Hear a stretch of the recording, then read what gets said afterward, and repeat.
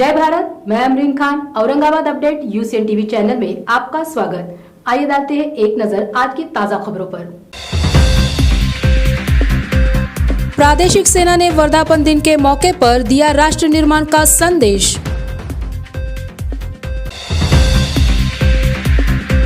मनपा की लापरवाही से जनता हो रही है नाराज, शहर की सुंदरता कम करने में मनपा का ही है हाथ। भारतीय प्रादेशिक सेना अपनी 74वीं वर्षगांठ मना रही है।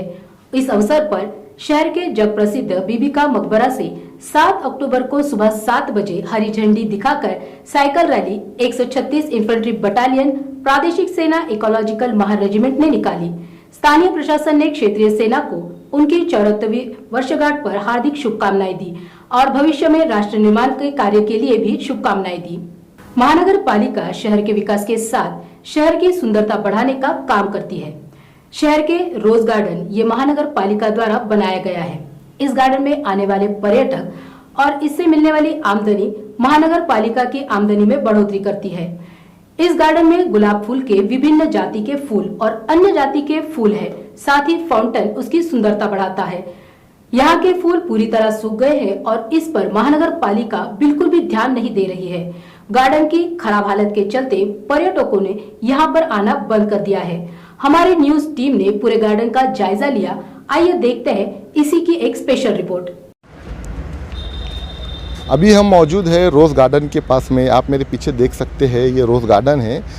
मौलाना आज़ाद रिसर्च सेंटर के बाजू N10 में ये आता है। चलिए अंदर हम परिस्थिति कैसी इस गार्डन की है, करोड़ों रुपए की लागत से जो है तो इसको बनाया गया था। चलिए अंदर देखते हैं किस तरीके से जो है तो अभी इसकी देखरेख की जा रही है और इसकी अभी परिस्थिति कैसी है, इसकी हालत कैसी है, वो जानने के लिए आज हम यहाँ पर आए हैं। चलिए यहाँ पे आप देख सकते हैं कि ये जो फाउंटेन यहाँ पे खूबसूरती के लिए बनाया गया था, ये पूरे तरीके से जो है तो ख़राब हो चुके हैं, सूख चुके हैं। यहाँ पे पानी चालू क्यों नहीं है? आइए यहाँ पे तो सिक्योरिटी गार्ड है जो पूरे गार्डन की, पूरे बाग की जो है तो देखरेख करते हैं। उनसे पूछते हैं, क्या नाम है आपका? सचिन सोनोने जी। हमें ये बताइए कि अभी ये जो फूलों की जो हालत है, हमने देखे कि पूरी तरीके से सूख रहे हैं, तो क्या वजह है?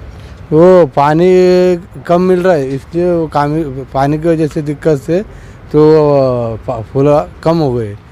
क्योंकि पानी का उतना जितना पानी मिलना चाहिए उतना पानी नहीं ना बावड़ी में। अच्छा, दूसरी बात हमने देखी कि जो फाउंटेन इसकी खूबसूरती के लिए बनाया गया था, यहाँ पर भी जो है तो पूरी तरीके से ये ख़राब होने की कगार पर पहुँच चुके हैं। तो इसकी क्या वजह है? इसमें ये अभी कोरोना में पूरे बंद थे, तो उस टाइम से बंद थे, तो अभी मेंटेनेंस को आए हुए पूरे, तो तब से बंद पड़े हुए हो। इसकी इत्तला आपने महानगर पालिका के जो अपने कमिश्नर है उनको दी है आपने? कमिश्नर साहब को तो क्या पता नहीं, मगर हमने जो हमारा डिपार्टमेंट है उनको इसकी मालूमात दिए हुए। हाँ, ओके। तो चलिए, ये यहाँ के सिक्योरिटी गार्ड थे जो यहाँ की देखरेख भी करते हैं और किस तरीके से यहाँ पे परिस्थिति आप देख रहे हैं। हमारे कैमरामैन से कहूँगा कि ज़रा नज़दीक होकर के बताइए, यहाँ पे इतना खूबसूरत, इतना बेहतरीन तो बनाया गया है, लेकिन इसको देख रेख करने की भी जिम्मेदारी महानगर पालिका की है।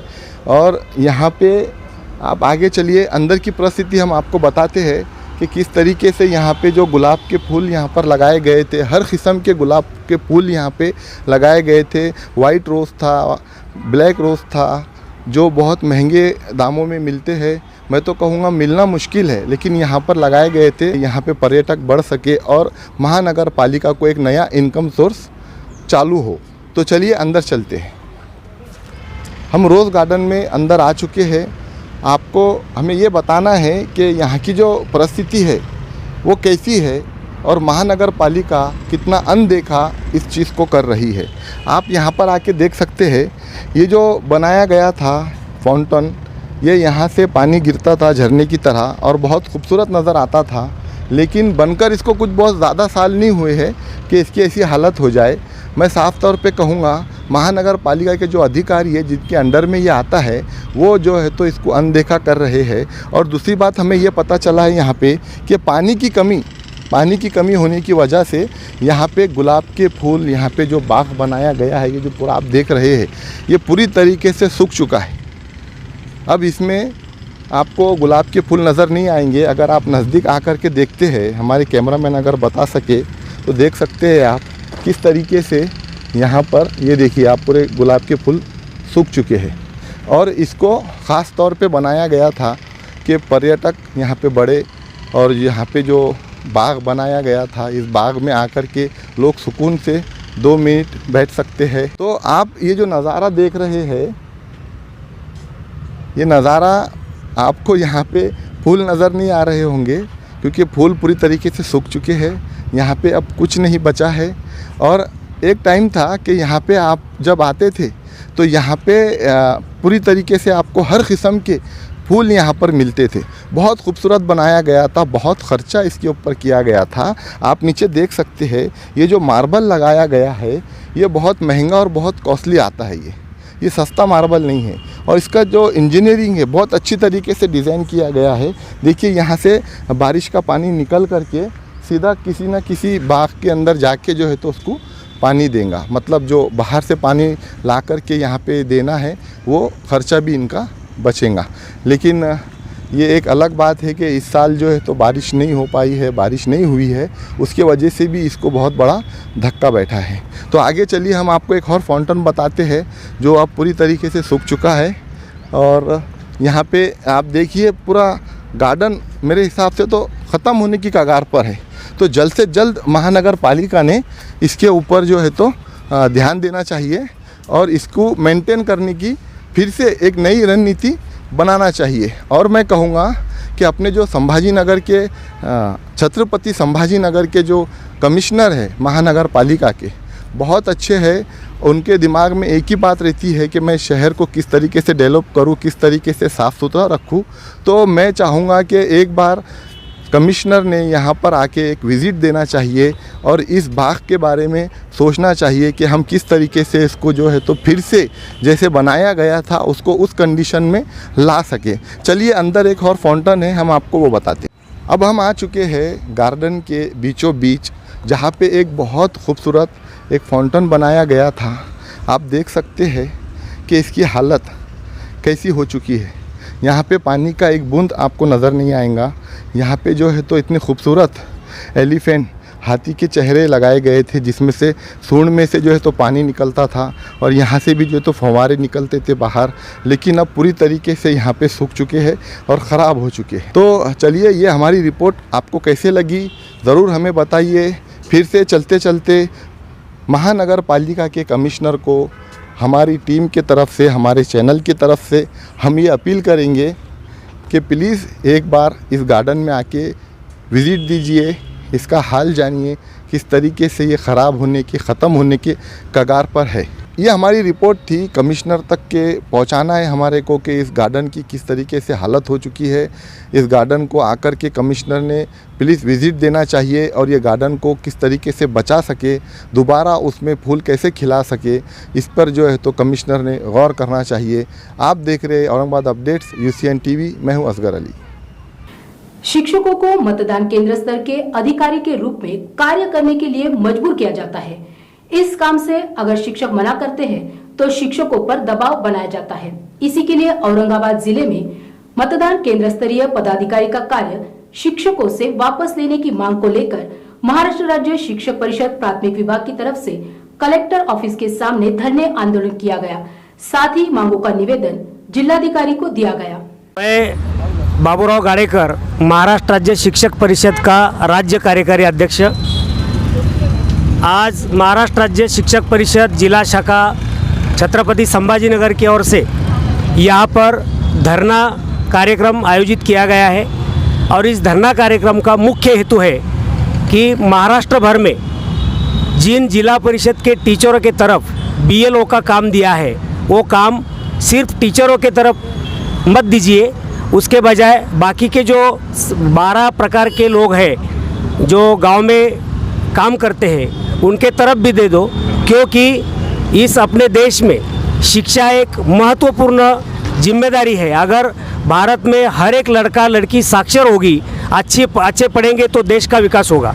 लेकिन जिला परिषद के स्कूल में 3 प्रकार के स्कूल अपने ग्रामीण इलाके में होते हैं। एक पहला स्कूल होता है 1ली से 5वीं तक का स्कूल, जहाँ पर सिर्फ 2 टीचर कार्यरत होते हैं। दूसरा स्कूल होता है 1 से 8वीं तक, वहाँ 4 या 5 टीचर कार्यरत होते हैं। और बाकी स्कूल जो है वो है 9वीं से 12वीं तक या 9वीं से 10वीं तक। तो वो स्कूल अपने पास बहुत कम है, पूरे ज़िले में खाली 52 स्कूल है वो। लेकिन ज़्यादातर स्कूल 1 से 5वीं और 1 से 8वीं तक के हैं। और इन स्कूलों में एक तो 2 टीचर है, नहीं तो 4 टीचर है। और इसमें से जहाँ 2 टीचर है उसमें का कंपलसरी एक टीचर BLO के काम में लगाया गया है। और जहाँ 4 टीचर है वहाँ के 2 टीचर BLO के काम में लगाया गया है। तो आप ये सोचिए कि अगर एक टीचर स्कूल में रहेगा और एक टीचर अवान्तर काम के लिए या BLO के काम के लिए गांव में घूमता रहेगा, तो बच्चों को पढ़ाएगा कौन? अगर बच्चों को नहीं पढ़ाया गया तो इस देश का होगा क्या? तो इसके तरफ BLO मतलब ये बूथ लेवल ऑफिसर, जो कि मतदार यादी का सर्वेक्षण करता है। गांव में जो 18 साल के ऊपर के उम्र के लोग होते हैं, लड़का हो या लड़की, जिसकी उम्र 18 साल के ऊपर चली गई, उसका नाम मतदार यादी में समाविष्ट करना, उसके लिए उसका आधार कार्ड लेना, उसके बाद में वो ऑफिस को भेजना, उनके बाद में जो वोटर आईडी बनकर आता है वो वोटर आईडी गांव में सबको बांटअप करना। और इतना ही नहीं, तो ये काम हर घर जाके मोबाइल पे ऑनलाइन करना पड़ता है। इतनी जिम्मेदारी का काम ये है। और इसमें टीचर पूरी तरह से अटक जाता है, बच्चों की पढ़ाई का बहुत सारा नुकसान होता है। तो हमारी ये गुजारिश है गवर्नमेंट से, माननीय कलेक्टर साहब से, कि ये काम सिर्फ टीचरों को मत दिया जाए, बाकी के जो 10-12 प्रकार के लोग गांव में काम करते हैं उनको भी ये काम अगर दिया गया तो कम से कम संख्या में टीचरों का इसमें इस्तेमाल होगा और ज़्यादातर अच्छी स्कूलें चलेगी, ऐसा मुझे लगता है। तो यही विनती मैं या इस धरना आंदोलन की तरफ से करता हूँ। खबरें अभी और भी है, वक्त हो रहा है एक छोटे से ब्रेक का। मिलते हैं ब्रेक के बाद।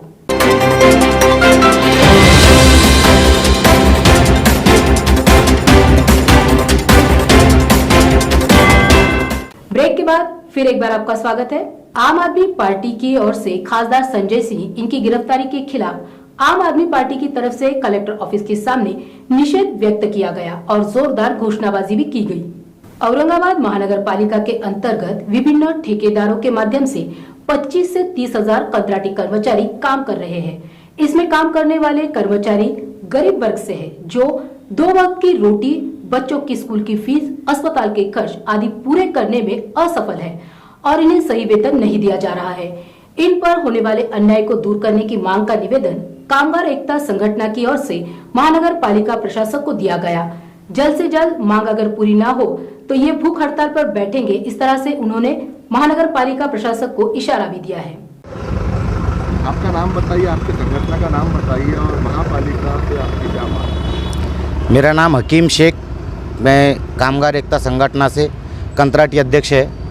महानगर पालिका से हमारी काफ़ी दिनों से, मतलब पिछले 4-5 साल से हमारी एक ही मांग रही है कि हमारे को सब जितने भी कर्मचारी है औरंगाबाद महानगर पालिका में काम करने वाले 2-2.5 हज़ार कर्मचारी है, उसमें रेड्डी कंपनी में 1100 कर्मचारी काम करते, महाराणा की तरफ 1500 कर्मचारी काम करते, कुछ गैलेक्सी की तरफ काम करते। ये सब लोगों को किमान वेतन एक्ट जो रूल है वो रूल के हिसाब से हमारे को पेमेंट चाहिए।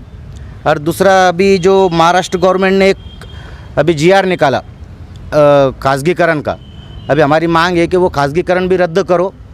और एक मांग हमारी ऐसी है कि जो ठेकेदार जो महानगर पालिका में बहुत सालों से काम कर रहे हैं, वो कर्मचारी को एक ही पगार ही दे रहे हैं, वो 8 साल से कम उनका उसके अंदर कोई तरीके की उन्होंने पेमेंट में बढ़ोतरी नहीं करी हुई है। तो वो पेमेंट जो है तो वर्कर को वहाँ पे भी किमान वेतन लगना चाहिए।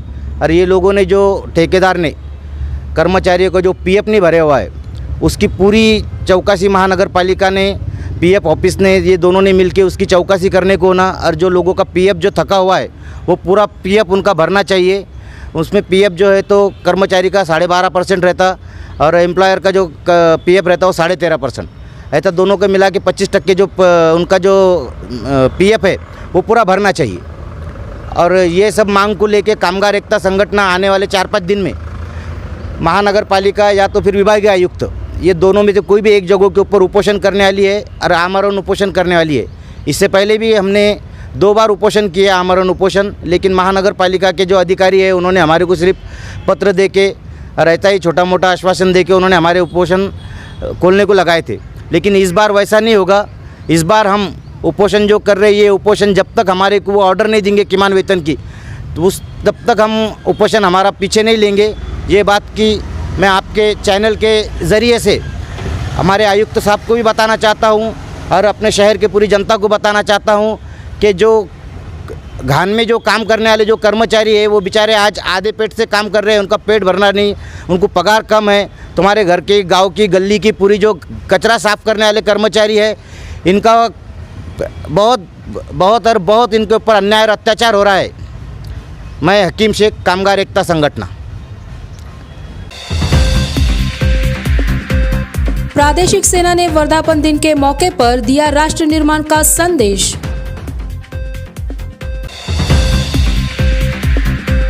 मनपा की लापरवाही से जनता हो रही है नाराज, शहर की सुंदरता कम करने में मनपा का ही है हाथ। और इसी के साथ आज के समाचार यहीं पर समाप्त होते हैं। कल फिर मिलते हैं, तब तक के लिए देखते रहिए Aurangabad update UCN TV channel.